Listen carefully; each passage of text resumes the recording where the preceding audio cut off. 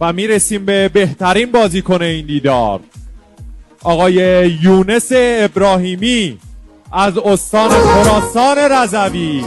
تشویق بفرمایید. اهدای حکم و مدال توسط استاد باقی نژاد، ناظر فنی مسابقات.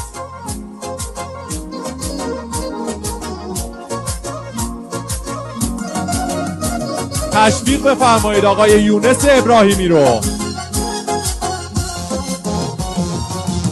شاورم شمنی لنا باغ دل منی لنا باغ تجبار تو وطن گل منی از وطارم دگرم دست تلا دست منم دست عاشق و دین تمام بیت از دمر مبون فکر و خیال دیار سرحل بین مسترم دیار و دیار و دودم لکل دنیا دگرم عشق تلا دل منم جناب دل من تو ناری برای یار من مگرم عشق بکن شب تاری فکر و خیال دیار سرحل بین مسترم دیار و دیار و دودم لکل دنیا دگرم عشق تلا دل منم جناب دل من تو ناری برای یار من مگرم عشق بکن شب تاری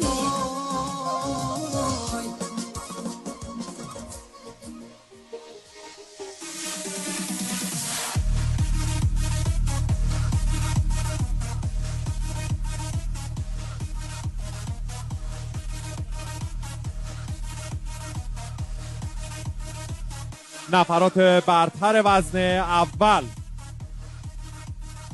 نفر سوم وزن اول آقای احسان قنبری از استان